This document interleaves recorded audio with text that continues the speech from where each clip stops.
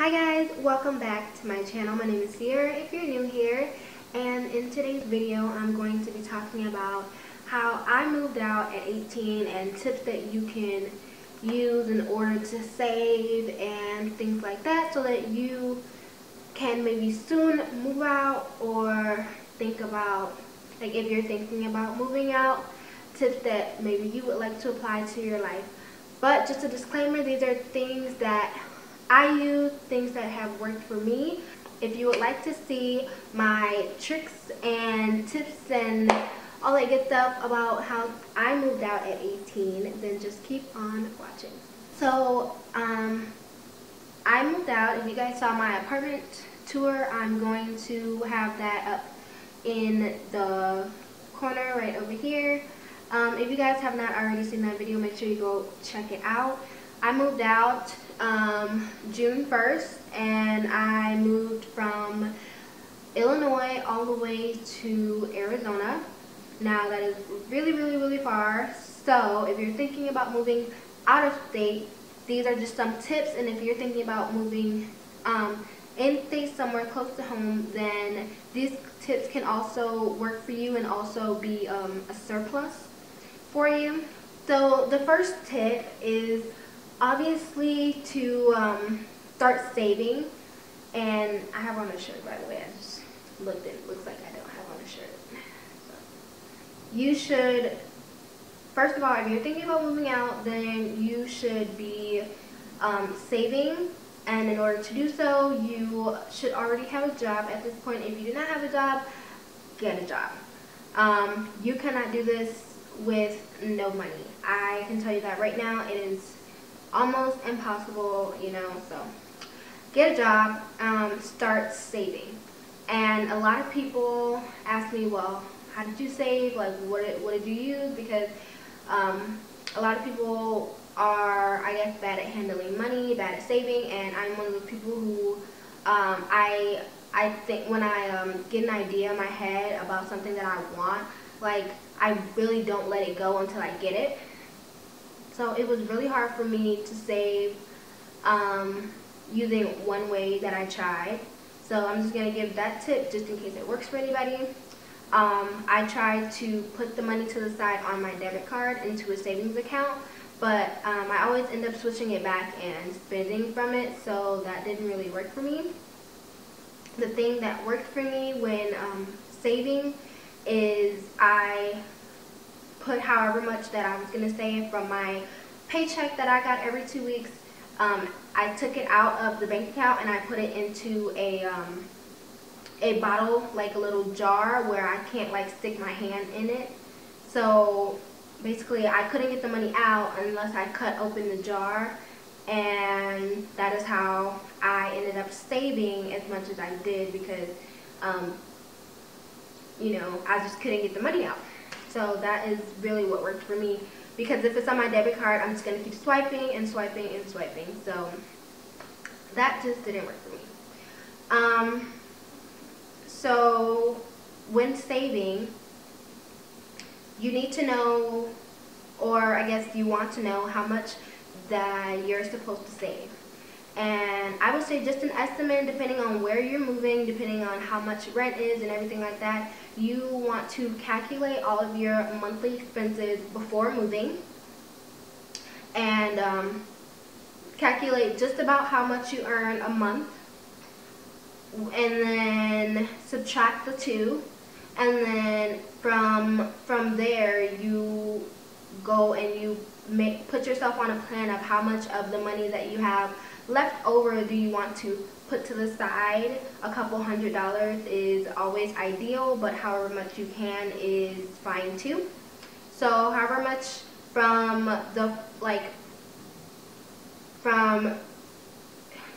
you're going to want to organize your expenses, and this all goes into savings, of course, but this will also spill over to whenever you actually move out.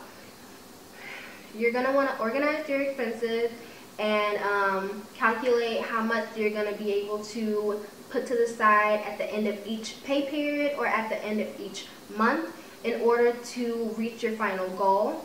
of course, you're going to want to eventually have a time frame to where you meet this goal so that you're more motivated to do so. And yeah, it's always fun to push yourself to reach your goals and things like that. So you set a goal so that you can meet it.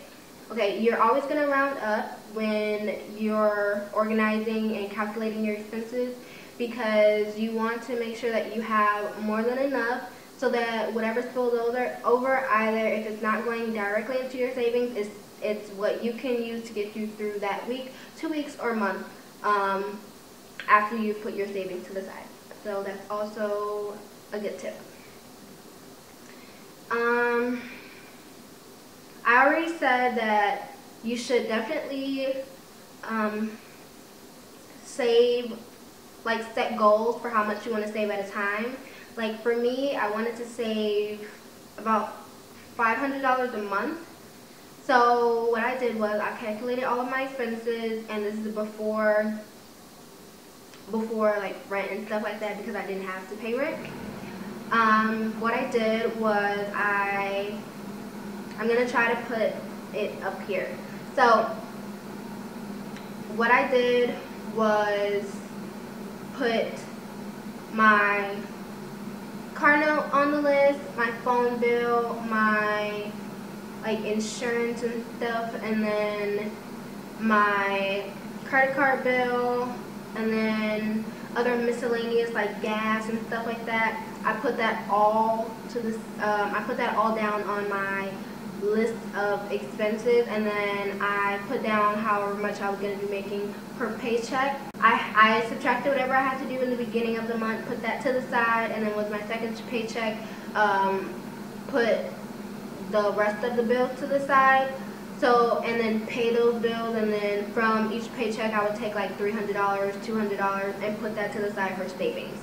I forgot to mention this in the beginning, but when you're moving out, you're going to need credit. If you don't already have credit, I would start with getting a credit card. It's a really good way to build your credit, and what I did to build my credit kind of really, you know, to a good level was I only paid for gas and like food, and that was it. Like I didn't go like crazy shopping and stuff like that. I only spent gas and food, so that when I got paid, I, you know, put that out for the first or second paycheck so that I can pay it and, you know, keep up with my payments and not fall behind. And that way you can build the credit, and after 6 months you get raised to like a couple hundred more. And you just have to be financially responsible when it comes to having a credit card, because you do not want to mess up your credit by overspending, by not paying your bill on time, and things like that, because that can also affect the decision-making process when it comes down to you getting a place of your own.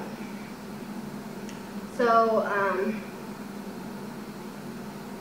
like I said in the beginning, for me, taking the money out of the account that I had set up for my direct deposit and putting it into the jar, and I also had like tape around the jar so I couldn't see how much money was in it. I had black tape around the jar because if I didn't see how much money was in it, and then I couldn't get into it, it kind of made me forget about it until I had to put more money into it, and then that way by the time I took it all out, I had like a bunch of cash, and it was amazing, and it was very it was very helpful for me to have done that, considering how irresponsible or how impulsive I could be when it comes to buying things that I think I really want or think I need.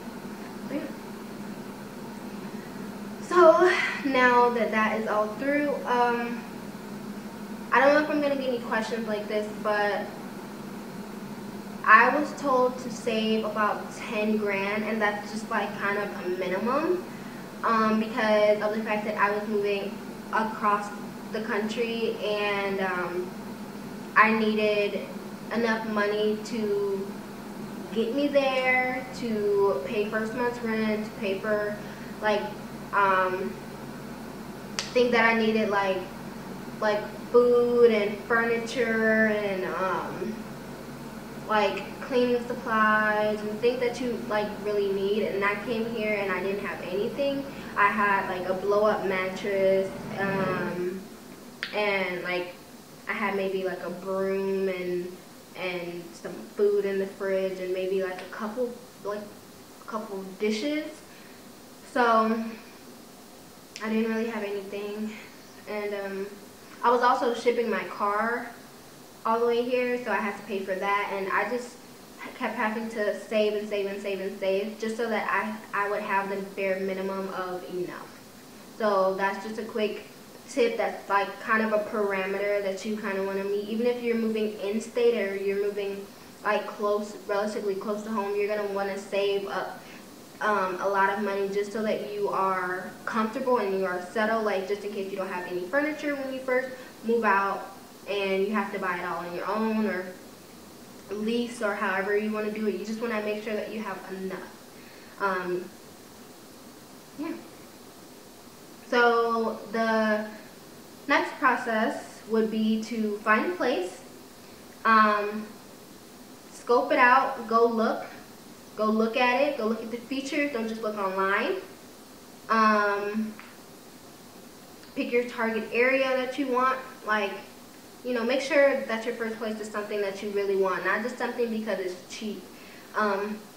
Because if you don't really like the place that you're in, you're not going to ever really get comfortable and you're going to really end up hating it. Back to calculating expenses. So whenever I found the place that I wanted, I calculated the expenses in a parameter form as far as like, oh, how much would it be, and then plus this, just in case, you know, like I don't ever get on a set price when it comes to guesstimating, you know. So I use parameters so that I fall within or above whatever they're expecting. So I calculated all of my expenses, including the added on expenses, and then just jobs and like money wise. And I moved here with my girlfriend, so we split everything down the middle. So the only thing we were really splitting is the rent. So I ended up splitting that down the middle, but also added it just like as a total, just to see if I could myself pay for it. Once you know your rent and all that, it's like just add that into your expenses. If you can afford it, then good. If you think you will be just hitting the bare minimum, I would get something more so to where you can afford it and you're comfortable with everything else that comes with it, because it's not just rent, it's consistently buying dishes and groceries and furniture and toiletries and things like that you know you're gonna need monthly. So you just need to make sure you have all of that. I took the time to write it out in my notebook. Writing for me helps it stick to my brain. So that is what I did, and that is what helped me, and hopefully it can help you. The last tip that I have is something that I wish I would have followed through on. I thought I had enough money, but even $10,000 was not even enough.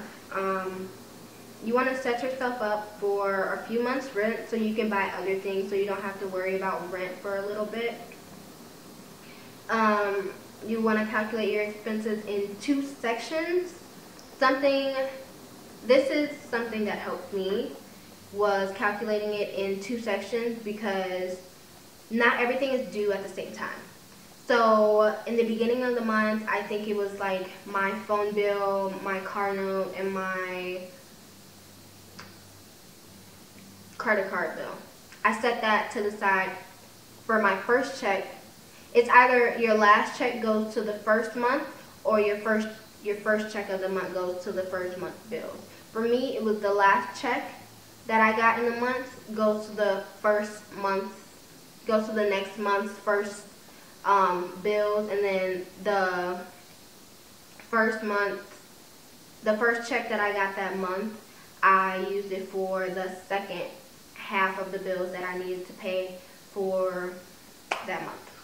So that is what helped me, because Otherwise, I would just be dirt broke all the time, and that would not be helpful. So, splitting it up into however many times you get paid versus what is due in the beginning of the month and what is due at the end of the month.